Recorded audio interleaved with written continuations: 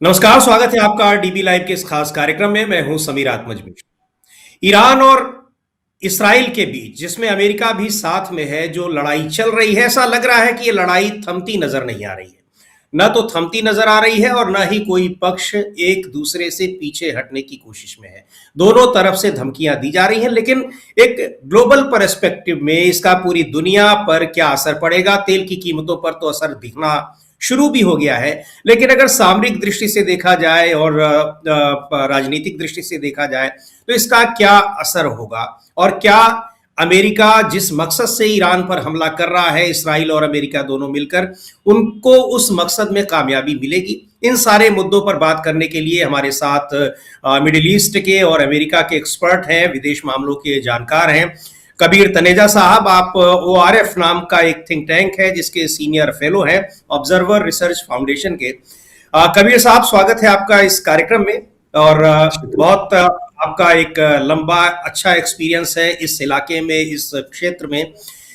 पहला सवाल आपसे मेरा यही है कि जो चीजें पिछले 3 दिनों से 4 दिनों से हमको दिखाई पड़ रही हैं, वो आप उन स्थितियों को, इस जो ये वार चल रहा है, इसको आप कहां तक देख रहे हैं? ये कहां तक जाएगा? चूंकि ट्रंप भी कह चुके हैं कि ये कम से कम महीने भर से ज्यादा चलेगा। ईरान भी कह रहा है कि हम ये लड़ाई लंबी चलेगी, आप इसको हल्के में मत लीजिए। तो एक विशेषज्ञ के तौर पर आप इसको किस तरीके से देख रहे हैं? शुक्रिया। देखिए, जो ईरान, जैसे आपने कहा, प्रेसिडेंट ट्रंप ने कहा है कि 4 से 5 हफ्ते तक हम इसको कर सकते हैं, खींच सकते हैं, आगे चल सकती है 4 से 5 हफ्ते। और अगर आप उनका मिलिट्री बिल्डअप देखें अमेरिका का, मेरे ख्याल से उनकी कैपेसिटी है इतनी कि वो 4 से 5 से 6 हफ्ते, 7 हफ्ते तक भी खींच सकते हैं। और ईरान की बात करें, देखिए, ईरान जो देश है जो एग्जिस्टेंशियल क्राइसिस में है, जिसको कहते हैं, तो वो तो अंतिम तक लड़ने के लिए तैयार होगा। तो ये दो पार्टी जो है ये लड़ सकती हैं काफी टाइम तक। लेकिन प्रॉब्लम यहाँ पे नहीं है। प्रॉब्लम ये है कि जो गल्फ कंट्रीज हैं, जो बहरीन हो गया, UAE, सऊदी, कतर, जो ये बीच में फंसे हुए हैं, क्या ये अलाउ करेंगे कि ये युद्ध जो है, ये जंग जो है, 4 से 5 हफ्ते चले? क्योंकि अगर आप देखें, वो ऑलरेडी एनर्जी सप्लाईज पे अटैक कर रहे हैं। आप देखें, ऑलरेडी रिपोर्ट आ रही है कि स्ट्रेट ऑफ हॉर्मूज को बंद किया जा रहा है। तो जो ग्लोबल इंपैक्ट है, एनर्जी इंपैक्ट है, जो कॉस्ट इंपैक्ट है, वो बहुत हाई होगा। तो जो ईरान की जो थिंकिंग है वो ये है कि आप ऐसी सिचुएशन खड़ी कर दें दुनिया के सामने, अमेरिका के सामने नहीं, दुनिया के सामने, कि प्रेशर अमेरिका पे आए कि वो वापस बातचीत की टेबल पर आए, और ये जो जंग छेड़ी है उन्होंने इजराइल के साथ, उसको जो मिलिट्री एस्पेक्ट है वो कम से कम बंद करें। तो अब ये अचीव होता है यानी, ये हमें देखना पड़ेगा। क्योंकि कम से कम मेरे ख्याल से जो अभी सिचुएशन है, जो अभी जो मुद्दे हैं, वो 1-2 हफ्ते तक तो नहीं बदलाव आने वाला कोई। जी बिल्कुल, 1-2 हफ्ते तक बदलाव नहीं आने वाला है। बिल्कुल आप सही कह रहे हैं कि सबसे महत्वपूर्ण बात तो ये है कि जो अमेरिका तो बहुत दूर से लड़ रहा है, लेकिन मिडिल ईस्ट में, वेस्ट एशिया में जो लड़ाई हो रही है, वास्तव में लड़ाई का जो असर है सीधा सीधा वहीं पर दिखाई पड़ रहा है। और उसके आर्थिक पहलुओं को खास तौर से ईरान ने उस टारगेट भी किया है। एक चीज और यहां पर देखने को मिल रही है, जिस तरीके से फाइटर जेट्स अमेरिका के ध्वस्त किए गए हैं और वहां पर उसके एम्बेसीज को निशाना बनाया गया है, ऑयल रिफाइनरीज को निशाना बनाया गया है, इनको देखते हुए क्या कहीं ये लग रहा है कि इस ईरान के असेसमेंट में इसराइल और अमेरिका दोनों ने ही कोई चूक की, कमी की? और क्या अमेरिका का जो डिफेंस सिस्टम है वो भी सवालों के घेरे में नहीं है? बिल्कुल घेरे में तो है। लेकिन देखिए, जो आपने बात करी कि जो अमेरिका के लड़ाकू विमान जो गिरे, वो ईरान ने नहीं गिराए, वो कुवैत की फ्रेंडली फायर में गिरे। लेकिन ये आपको ये भी दिखाता है कि जो छोटे देश हैं रीजन में, इनके पास इक्विपमेंट है, लेकिन इन्होंने पहले कभी जंग लड़ी नहीं है। तो इनका जो एक्सपीरियंस है, जो आर्मी का एक्सपीरियंस जो है, वो बहुत लिमिटेड है। तो ये पैनिक में आके जब ये लोग एकदम से इन्होंने अपना जो इक्विपमेंट है ये लोग चला देंगे या वेपन्स चला देंगे, तो इसमें ऐसे काफी हादसे हो सकते हैं जिसके अंदर उनके एक्सपीरियंस की वजह से दूसरे देश के या दूसरे एयरफोर्सेज या मिलिट्री के जहाज गिर गए, या उनके बेसिस पे अटैक हो गया गलती से। तो ये एक और प्रॉब्लम है। क्योंकि अगर आप सऊदी देखें, आप UAE देखें, आप ये जो सारे गल्फ के देश देखें, इन्होंने असलियत में कोई युद्ध नहीं लड़ा है। तो एक्सपीरियंस नहीं है। लेकिन ईरान ने ऐसे युद्ध काफी लड़े हैं। इराक के साथ उन्होंने 10 साल युद्ध लड़े हैं, वो काफी इन्वॉल्वमेंट रहा है, अफगानिस्तान में उनका भी इन्वॉल्वमेंट रहा है, और जो प्रॉक्सीज हैं उनकी वो उनको पिछले 15 साल से चला रहे हैं, चाहे वो हुतीस हो गए, चाहे हिजबुल्लाह हो गया, चाहे हमास हो गया, तो उनके पास एक्सपीरियंस काफी है। लेकिन जो ईरान का हमें ये समझना पड़ेगा, जो उनकी मिलिट्री टैक्टिक जो है वो ये है जी। कि जो उनकी मिसाइल है, जो उनके ड्रोन है, वो काफी लो कॉस्ट है। तो उनको मैन्युफैक्चर करने में कम, आपका ऐसे लगा लीजिए एक ड्रोन, शाहिद जो ड्रोन जो है उसको मैन्युफैक्चर करने में $10,000 लगते हैं, 5 से 10,000 डॉलर लगते हैं। और अगर और ऐसे ड्रोन उनके पास सैकड़ों हैं। लेकिन जो मिसाइल इन ड्रोन को गिराती है, जो यूएई के पास है, जो अमेरिका के पास है, वो पर मिसाइल $2 to $5 मिलियन की कॉस्ट है उसकी। तो जो कॉस्ट ऑफ वॉर जो है वो इस साइड की काफी ज्यादा है, ईरान की काफी कम है। तो ईरान मेरे ख्याल से, जिसको प्रोट्रैक्टेड वॉर जो कहते हैं, वो महीनों लड़ सकता है ऐसे विदाउट एनी डायर कॉन्सिक्वेंसेस। तो लेकिन क्या इतनी एपिटाइट गल्फ कंट्रीज में है कि वो महीने तक ऐसा एक माहौल आ जाए कि ऑयल प्रोडक्शन बंद हो जाए, गैस प्रोडक्शन बंद हो जाए, इकोनॉमी रुक जाए? अगर आप दुबई देखें, दुबई को अटैक करना एक बहुत बड़ी बात है। दुबई की पूरी इकोनॉमी सेफ्टी और सिक्योरिटी के आधार पर चलती है। उनकी इकोनॉमी के पास दो चीजें हैं, फाइनेंस और ऑयल। ऑयल अगर बंद हो गया और फाइनेंस भी बंद हो गया तो वहां तीसरी चीज है नहीं कोई। तो उनके लिए एक बहुत बड़ी मुद्दा है, बहुत बड़ी समस्या है। इसलिए मेरे ख्याल से काफी जो ईरान ने जो अटैक किया है गल्फ कंट्रीज पे, वो ये सोच के किया है कि अगर हम इनको अटैक कर दें, प्रेशर ये लोग बनाएंगे अमेरिका पे कि आप जल्दी से इस युद्ध को बंद करें। और उसी हिसाब से, क्योंकि पाउंड टू पाउंड जिसको कहते हैं, ईरान अमेरिका से नहीं लड़ सकता। लेकिन जो प्रोट्रैक्टेड वॉर है, ग्रे जोन वॉर जो है, उसमें जरूर लड़ सकता है और महीनों लड़ सकता है। तो मेरे ख्याल से ईरान की थिंकिंग यह है कि लो कॉस्ट वॉर ऐसी कर दी जाए कि 8-10 महीने चले। जो प्रेसिडेंट ट्रम्प मिड टर्म्स उनके इलेक्शन आ रहे हैं और गल्फ कंट्रीज अफोर्ड नहीं कर सकती, तो ये दोनों मिलके एक ऐसा इशू बना दें कि उनको बातचीत पे वापस आना पड़े।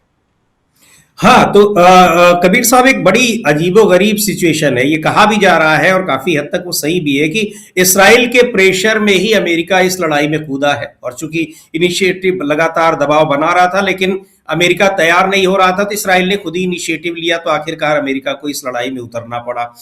और अब लड़ाई खत्म करने के लिए उसके जो दूसरे सहयोगी हैं, गल्फ कंट्रीज हैं, उनका दबाव पड़ने की पूरी उम्मीद दिखाई पड़ रही है, जो पूरी सिचुएशन आप एक्सप्लेन कर रहे हैं।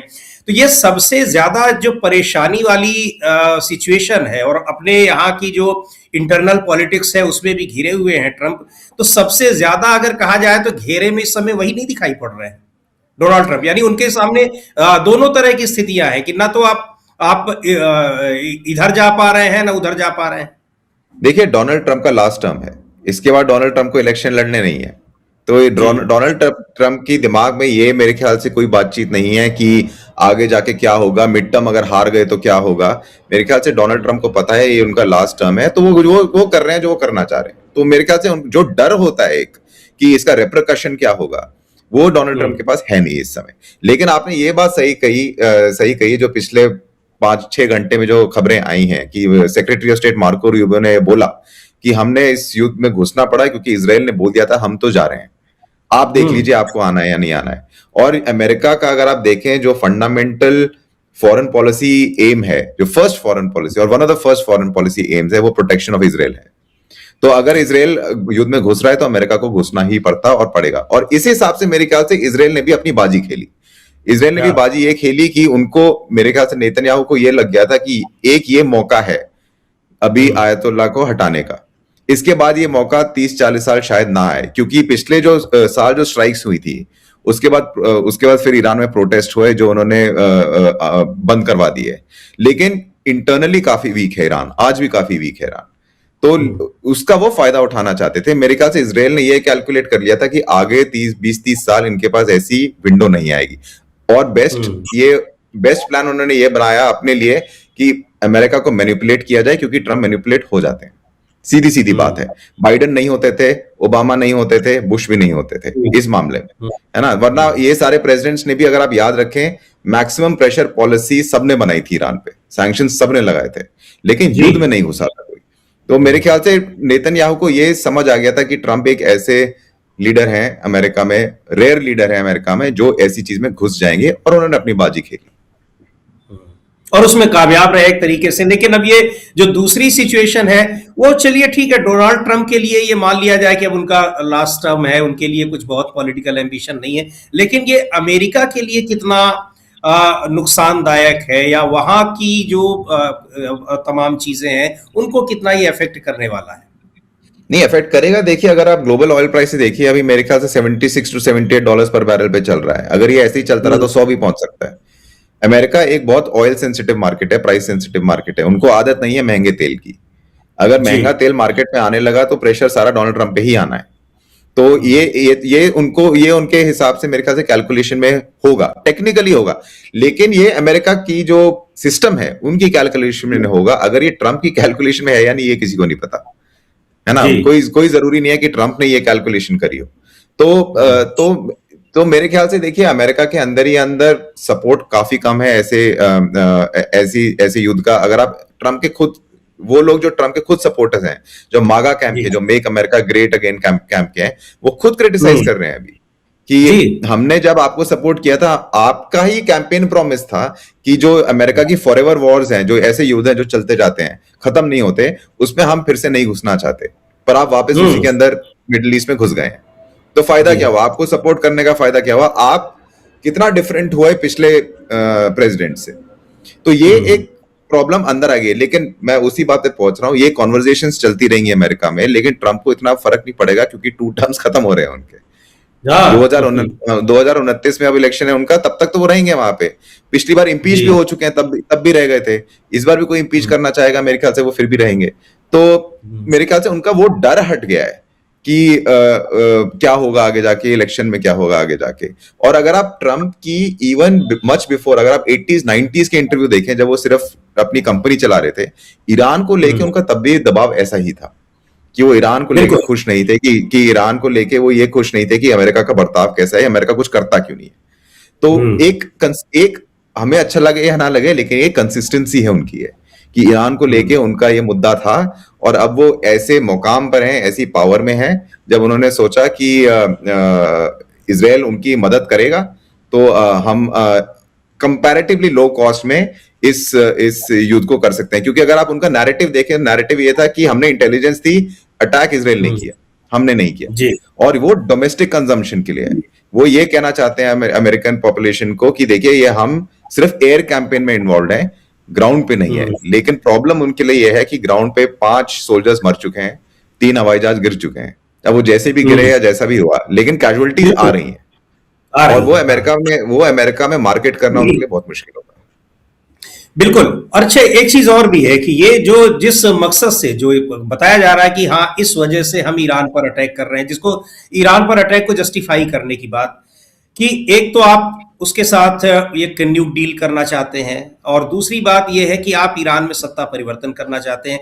जो सिचुएशन दिखाई पड़ रही है तनेजा साहब, ऐसा लग रहा है कि ये दोनों मकसद में भी डील की तो बात अब नहीं, सीधे सीधे नकारी जा रही है। देखिए, कहा जा रहा है डील तक पहुंचे थे। नेतृत्व परिवर्तन वाली जो बात है, उसमें कहां तक कामयाबी मिलती दिखाई पड़ रही है? अभी तक की स्थिति से तो ऐसा नहीं। देखिए, जो न्यूक्लियर नेगोशिएशंस अगर आप देखें, जो रिपोर्ट आई थी जब मस्कत मीडिएट कर रहा था, ओमान मीडिएट कर रहा था, तो जो रिपोर्ट ये आई थी कि जब इनकी ईरानियन साइड की मीटिंग हुई जारेड कुशनर के साथ और स्टीव विटकॉफ के साथ, जो उनके एनवॉयज हैं, ट्रंप के एनवॉयज जो हैं, जो फॉल आउट हुआ टॉक्स का, कि टॉक्स आगे क्यों नहीं बढ़ी, वो इसलिए हुआ कि ईरान कहता था हम सिर्फ न्यूक्लियर फाइल की बात करेंगे। लेकिन अमेरिका ये भी चाहता था कि आप बैलिस्टिक मिसाइल्स की भी बात करें, और जो उनका सपोर्ट है प्रॉक्सीज का, उसकी भी बात करें, कि हम ये तीनों चीजें हटाना चाहते हैं कि आपके पास ना न्यूक्लियर हो, आपके पास ना प्रॉक्सीज का सपोर्ट हो, और आपके पास ना मिसाइल्स हो। तो बेसिकली आप ये चाहते थे कि जो इरानियन स्टेट, जो 79 से रेवोल्यूशनरी स्टेट जो बनी है, उनका जितना भी पावर है वो हटा दी जाए। आप ये किसी भी स्टेट को बोलेंगे, वो स्टेट नहीं मानेगी। बिल्कुल, आप डिसआर्मामेंट की बात कर रहे हैं, उसके सामने आप ये कह रहे हैं कि आपके पास जितनी पावर है आप सब हमें दे दीजिए या सब हटा दीजिए, और फिर जैसे हम कहेंगे आप वैसे जिएंगे। तो मेरे ख्याल से ये एक, और आप याद रखिए, पर्शियन कल्चर जो ईरान का कल्चर है, एक सिविलाइजेशनल कल्चर है, ऐसी चीजें उनकी आदत में नहीं है सुनने की। तो इसका अगर अगर ये सिर्फ न्यूक्लियर की बात होती तो मेरे ख्याल से हम इस मुकाम पे शायद ना पहुंचते, क्योंकि अगर आप याद रखें, nuclear missiles, nuclear weapons, ballistic missiles और प्रॉक्सी सपोर्ट, ये कंटेस्टेड इशू थे जब नेगोशिएशंस ओबामा के टाइम पे भी हुए थे। लेकिन जब जी। जेसीपीओए साइन हुआ था, जो न्यूक्लियर डील साइन हुई थी 2015 में, वो न्यूक्लियर की वेपन्स के लिए हुई थी। ये क्योंकि अमेरिका ने एटलीस्ट कर दिया था, ठीक है बाकी मुद्दे हम देख लेंगे इनके साथ, न्यूक्लियर मेन मुद्दा है अभी, इसको कम से कम साइड कर लेते हैं, इसमें एग्रीमेंट कर लेते हैं, बाकी देखते हैं। फिर ट्रंप आए 2018 में और उन्होंने वो एग्रीमेंट खत्म कर दिया है ना। उन्होंने कहा कि ये एग्रीमेंट बेकार है, और क्योंकि इसके अंदर ना मिसाइल्स की बात हो रही है और ना प्रॉक्सीज की बात हो रही है। और तो अड़ंगी उधर है कि अल्टीमेटली ईरान मिसाइल्स और प्रॉक्सीज गिव अप नहीं करेगा, वो मरते दम तक लड़ेगा उनके लिए। और ट्रंप का ये था कि अगर आप मिसाइल प्रॉक्सीज पे बात नहीं करेंगे तो हम न्यूक्लियर भी बात नहीं करेंगे। तो जिस मुकाम पे आज हम खड़े हैं, मेरे ख्याल से ये इनएविटेबल था। जी। और दूसरी बात ये जो हम रिजीम चेंज की बात कर रहे हैं कि एक के बीच आ रहे थे कि रिजीम चेंज हो, वहां का कितनी कामयाबी मिलती दिख रही है? देखिए, अगर आप आईआरजीसी, जो उनकी रेवोल्यूशनरी गार्ड कोर है, जो सीधा आयतुल्ला के अंडर काम करती है, पिछले साल से आप देखें 40 से 50 टॉप कमांडर्स उनके एलिमिनेट हुए हैं। और सबसे बड़ी बात यह है कि आयतुल्ला खामेनी को खुद एलिमिनेट कर दिया गया। तो रिजाइम चेंज का जो बेसिक ब्लूप्रिंट होता है कि जो डिकैपिटेशन स्ट्राइक जिसको कहते हैं, जो टॉप लीडरशिप आप हटा दो, उसमें तो पूरी कामयाबी मिल गई इजराइल और अमेरिका को। लेकिन उन्होंने मेरे ख्याल से ये कैलकुलेशन ठीक नहीं किया कि जो अगला कौन आएगा, अगला क्या होगा। आपका एक ग्राउंड पे एक ऐसा मूवमेंट होना चाहिए जो तैयार रहे कि अगर पॉलिटिकल वैक्यूम आए तो वो जल्दी से उसका कब्जा कर सके। ऐसा कोई मूवमेंट है ही नहीं ईरान में। तो अल्टीमेटली क्या हुआ, आपने डिकैपिटेशन करी, आईआरजीसी के 40 कमांडर मारे, 40 नए कमांडर आ गए। आपने आयतुल्ला को मारा, मेरे ख्याल से 3-4 दिन में नया आयतुल्ला भी अनाउंस कर देंगे। तो आप थोड़ा बहुत तो कम से कम पॉइंट ए पे वापस आ गए हैं। तो डिकैपिटेशन स्ट्राइक्स का मकसद क्या हुआ, वो मेरे लिए अभी भी प्रश्न एक ऐसा है जिसका आंसर मेरे पास तो नहीं है। बिल्कुल जी, बिल्कुल सही कह रहे हैं। एक आखिरी सवाल तनेजा साहब आपसे ये है कि जो एक ग्लोबल पर्सपेक्टिव में इसको देखें तो यहाँ अमेरिका और इस्राइल साथ लड़ी रहे हैं और उनको वेस्टर्न कंट्रीज का जो जिस तरह का सपोर्ट चाहिए, मॉरल सपोर्ट, वो मिल रहा है। अगर बात करें यहाँ पर चाइना की, रशिया की, ईरान के दूसरे देशों की, तो उनकी जो रिएक्शन आई है वो इस तरीके से नहीं आई है कि बहुत ज्यादा एक्साइटिंग हो ईरान के लिए। हालांकि चाइना की वेनेजुएला के संदर्भ में भी ऐसी कोई रिएक्शन नहीं आई थी, पिछली बार भी नहीं आई थी। तो इसको किस तरीके से, इनका कितना सपोर्ट उसको मिल रहा है ईरान को? देखिए, ईरान ने को चाइना से एक्चुअली सपोर्ट काफी मिला है, बट ये जो मेन डिफरेंस है वो डिफरेंस ये है कि युद्ध के टाइम नहीं मिल रहा है। अगर आप पिछले 3 साल में देखें तो सबसे ज्यादा तेल ईरान से चाइना ने ही खरीदा है। ईरान सैंक्शन देश है, तो वहां से तेल खरीदना काफी मुश्किल काम है। तो जैसे इंडिया है जो सिग्नेटरी है सारे इंटरनेशनल सिस्टम्स का, अगर वो सैंक्शन के अंडर ईरान से तेल खरीदे तो उस पे सैंक्शंस लगेंगे, इंडियन कंपनीज पे सैंक्शंस लगेंगे। लेकिन ईरान ने एक ऐसा सिस्टम बना लिया था कि वो चीप में ईरान से तेल वो ईरान से तेल खरीद रहा था। तो चाइना के पास पैसा आ रहा था, ईरान के पास पैसा आ रहा था चाइना से।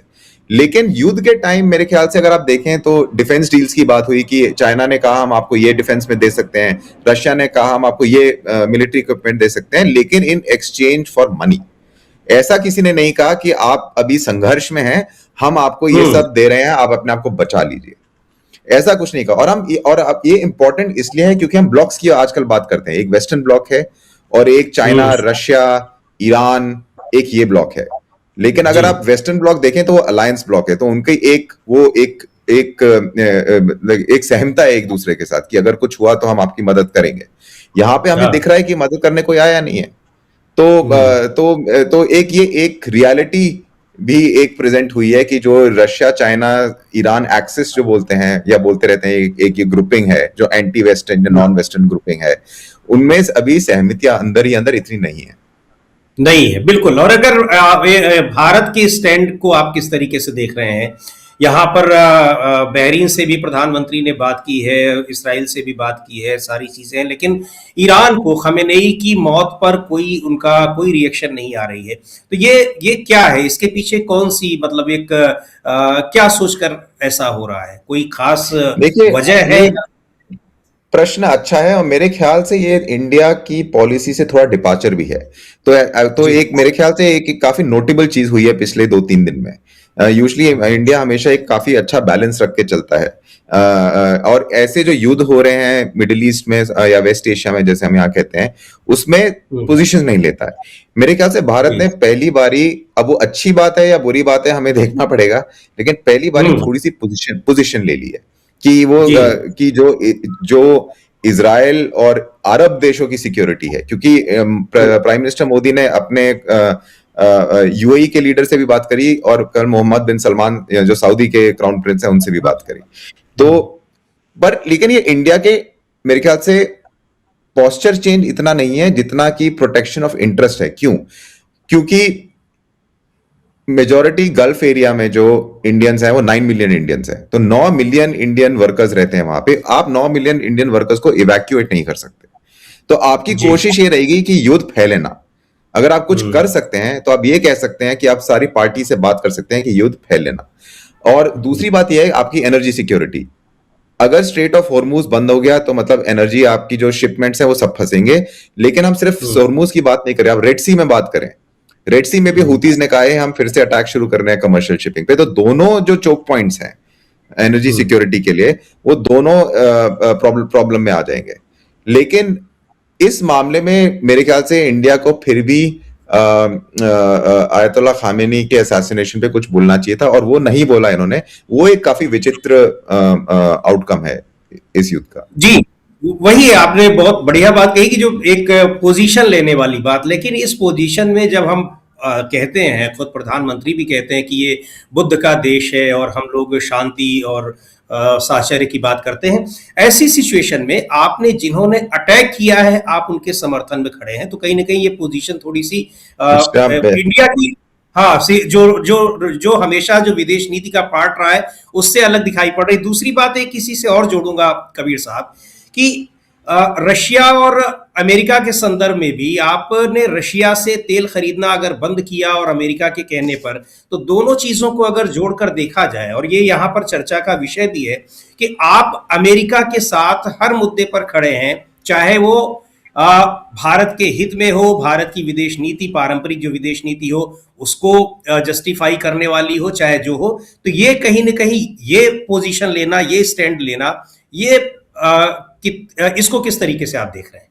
देखिए, आपके दर्शकों को भी पता होगा या जानकारी होनी चाहिए मेरे ख्याल से कि विदेश नीति में कहानियां नहीं बिकती, सच्चाई से काम करना पड़ता है, और वो सच्चाई काफी टाइम तक कड़वी होती है। हो सकता है लोगों को ना अच्छी लगे, हो सकता है गलत हो, मोरली एथिकली सब गलत हो, लेकिन आपको करना पड़ता है। और मैं इसलिए कह रहा हूं क्योंकि हम ये बात कर रहे हैं कि पोजीशन ले ली है, हो सकता है थोड़ा चेंज किया हो। आप पिछले फर्स्ट गल्फ वॉर में जाइए, सेम रीजन, सेम देश, सारे सेम एक्टर्स, और इंडिया ने क्या किया था? इराक, सद्दाम हुसैन ने कुवैत को इन्वेड किया था, हमारे डिप्लोमेट्स बगदाद गए थे और सद्दाम हुसैन को झप्पी दी थी, हक दिया था। क्यों दिया था? क्योंकि हमें ऑयल सप्लाईज को सिक्योर करना था। सीधी सीधी बात। वहां पे पूरे दुनिया कंडेम कर रही थी इराक को कि आपने अनप्रोवोक्ड अटैक किया है कुवैत पे। लेकिन इंडिया ने क्या किया? इंडिया ने इवैक्यूएशंस की, कुवैत से इवैक्यूएशंस की, लेकिन सद्दाम हुसैन को सपोर्ट दिया, है ना? क्यों दिया? क्योंकि आपने अपने इंटरेस्ट में दिया।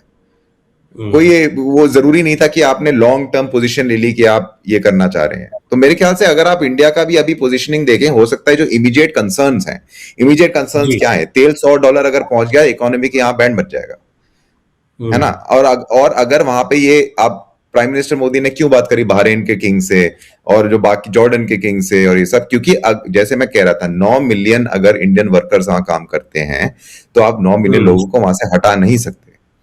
इवैक्यूएशन, वो that's more than population of Sweden, है ना? तो मतलब एक बात वो होगी कि आप पूरे देश को, लगभग 1 करोड़ हो गए। जी हाँ, हाँ, लगभग 1 करोड़ के लोग। एग्जैक्टली।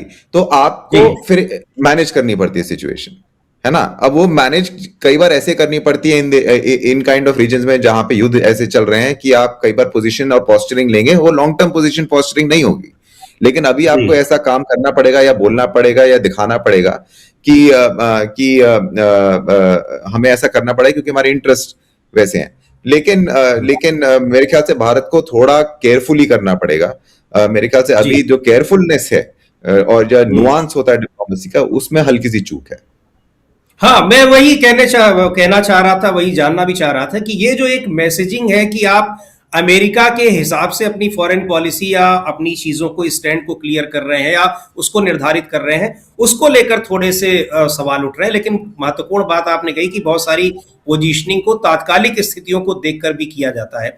बहुत बहुत शुक्रिया कबीर तनेजा साहब, आपने हमसे बातचीत की। आप बहुत सारी चीजें, बहुत नई बातें हमारे दर्शकों को मिली होंगी। कबीर तनेजा साहब ऑब्जर्वर रिसर्च फाउंडेशन में बहुत ही वरिष्ठ फेलो हैं और विदेश मामलों की अच्छी जानकारी रखते हैं।